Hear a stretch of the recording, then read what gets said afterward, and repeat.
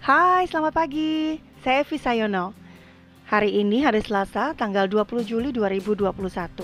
Dan pagi ini saya akan membacakan buku berjudul Mindset. Buku Mindset ini ditulis oleh Carol S. Dweck, PhD.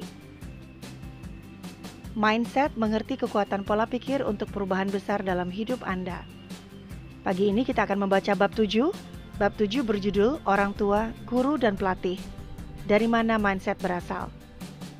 Subjudul yang akan kita baca pagi hari ini adalah pesan-pesan tentang kesuksesan dan kegagalan. Jadi menurut Carol S. Dweck, ketika anak mengalami kegagalan, anak-anak itu mesti diajak berdialog, diajak mengobrol. Nah, apa yang kita katakan kepada mereka nantinya akan menentukan bagaimana mereka akan memikirkan tentang kegagalan itu.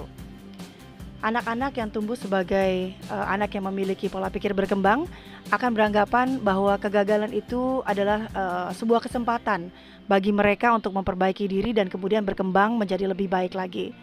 Sementara anak-anak yang memiliki pola pikir tetap atau fixed mindset akan menganggap bahwa kegagalan adalah sebuah penghakiman, bahwa mereka selamanya pasti tidak akan bisa melakukan hal yang sedang mereka pelajari. Nah, agar anak-anak tumbuh menjadi anak-anak yang memiliki pola pikir berkembang, maka di bab ini akan dilatihkan beberapa percakapan-percakapan yang bisa kita lakukan bersama dengan anak-anak. Pada pagi hari ini saya akan membaca halaman 265, isinya tentang bagaimana cara kita sebagai orang tua untuk dapat memberikan constructive feedback atau umpan balik. Di sini diterjemahkannya sebagai kritik konstruktif. Tapi mungkin saya akan menggunakan istilah constructive feedback atau feedback yang konstruktif. Nah, ketika anak-anak mengalami kegagalan, tentunya ada bagian-bagian yang harus mereka perbaiki ya. Nah, ini cara menyampaikannya dikupas di halaman 265 sampai 267. Oke, mari kita mulai. Constructive feedback atau memberikan kritik atau masukan dengan konstruktif. Lebih jauh tentang pesan-pesan kegagalan, kita selalu mendengar istilah kritik konstruktif atau feedback konstruktif. Tetapi, tidakkah setiap orang menganggap kritik yang mereka berikan kepada anak-anaknya itu konstruktif? Mengapa mereka memberikannya jika kritik ini mereka anggap tidak membantu? Namun banyak kritik yang sebenarnya tidak membantu sama sekali. Kritik ini penuh dengan penilaian atau judgement terhadap anak.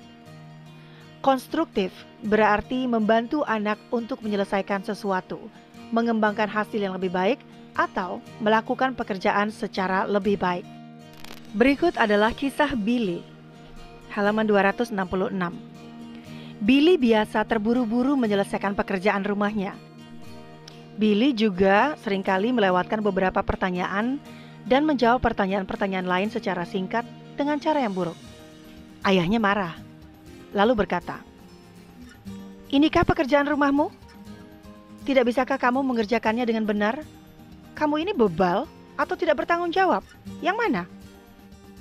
Umpan balik yang diberikan ayah Billy kepada Billy berusaha untuk mempertanyakan kecerdasan dan karakter anaknya. Dan pada saat yang sama mengisyaratkan bahwa kekurangan-kekurangan tersebut bersifat permanen atau tidak bisa diubah lagi. Jadi ini ketika si ayahnya Billy menuduh kamu bebal, bodoh itu kan permanen. Lalu kamu tidak bertanggung jawab, nah ini juga permanen, kayak menuduh gitu. Nah, ini adalah umpan balik atau feedback yang diberikan ayahnya Billy. Bagaimana caranya sang ayah dapat mengungkapkan rasa frustasi kekecewaannya tanpa harus membunuh karakter anaknya? Nah, inilah beberapa cara yang bisa dilakukan.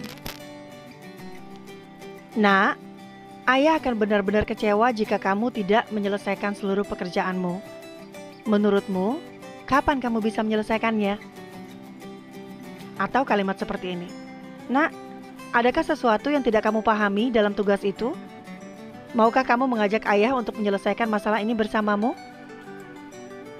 Atau percakapan berikut, "Nak, ayah sedih melihatmu kehilangan kesempatan untuk belajar.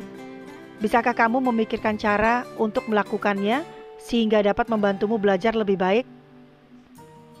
Nak, ini tampak seperti tugas yang benar-benar membosankan. Perasaan ayah sama denganmu. Bisakah kamu memikirkan cara untuk membuatnya jadi lebih menarik? 266 dan 267. Nak, ingatlah, ayah pernah mengatakan kepadamu bagaimana hal-hal yang membosankan dapat membantu kita belajar berkonsentrasi? Ingat kan?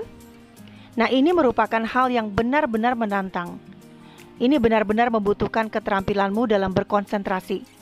Mari kita lihat apakah kamu bisa berkonsentrasi untuk menyelesaikan seluruh tugas ini.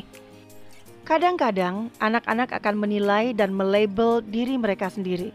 Jeanot bercerita tentang Philip, anak berusia 14 tahun yang mengerjakan sebuah proyek bersama ayahnya dan tanpa sengaja menumpahkan paku hingga berserakan di lantai.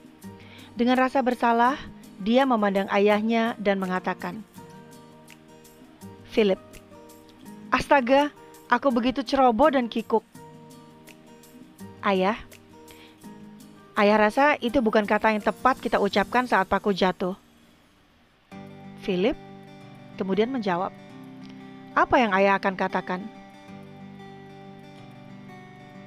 "Katakanlah, paku jatuh dan aku akan memungutnya," sahut ayahnya. Philip kemudian bertanya, "Hanya begitu?" Ayahnya menjawab, "Iya, hanya begitu." Philip kemudian berkata, "Terima kasih, ayah." Jadi Carol Dweck mau mengajarkan bahwa ketika anak-anak berbuat kesalahan seperti ngejatuhin air misalnya, terus lantainya basah, kita jangan buru-buru tergoda untuk bilang, "Ceroboh banget sih," atau "Kok bawa gitu aja susah banget sih? Apa sih yang susah dari bawa barang kayak gitu?" Nah, alih-alih mengucapkan kalimat-kalimat seperti itu, kita disarankan untuk langsung menunjukkan apa yang sebaiknya dilakukan. Seperti tadi, pakunya jatuh, lalu anaknya disuruh bilang, "Oh, pakunya jatuh, ya udah aku ambil." Atau ketika kasusnya air tumpah, airnya tumpah, aku mau lap sekarang. Seperti itu, jadi langsung ke kegiatannya. Jadi mungkin kalau feedback yang pertama yang diceritakan oleh ayahnya Billy tuh kayak menghakimi, "Ini hasil pekerjaan rumahmu." Jadi si Billy-nya ketika mendengar feedback itu akan ngerasa bahwa dia bodoh gitu loh. Nah, kemudian ayahnya juga memberikan judgmental yang kedua nih, kayak misalnya gini, "Tidak bisakah kamu mengerjakannya dengan benar?" Seakan-akan si Billy itu selalu ngerjain sesuatu dengan salah. Lalu kemudian, "Kamu ini bebal atau tidak bertanggung jawab?" Nah, ini juga menghakimi. Masa gara-gara pekerjaan rumahnya nggak beres dia dianggap bebal atau tidak bertanggung jawab gitu. Nah, alih-alih mengatakan hal itu, disarankan untuk mengatakan kalimat-kalimat yang mengajak anak untuk bisa berpikir ya. Kayak misalnya gini yang tadi diceritain, "Ada nggak sih yang bisa kamu lakukan untuk membuat kegiatan mengerjakan PR ini menjadi kegiatan yang lebih menyenangkan?" Tentu kan anak diajak mikir gitu loh. Nah, ini yang akan nanti membuat anak-anak kita menjadi anak-anak yang memiliki pola pikir berkembang. Kita ngajak mereka mikir sama-sama. Dan percayalah ini bermanfaat banget buat anak-anak. Baiklah teman-teman semua, terima kasih sudah mendengarkan bagian dari buku Mindset bab 7, Orang Tua, Guru, dan Pelatih, dari mana mindset ini berasal. Bagian yang saya baca tadi adalah tentang feedback konstruktif. Baiklah teman-teman semua, itu adalah akhir dari bagian bab 7, Orang Tua, Guru, dan Pelatih, dari mana mindset berasal, dengan subjudul bagaimana cara memberikan kritik konstruktif pada anak-anak ketika mereka melakukan kegagalan. Harapan saya semoga bagian yang saya baca ini dapat memberikan manfaat jangka panjang maupun jangka pendek buat kita semua yang mendengarkan.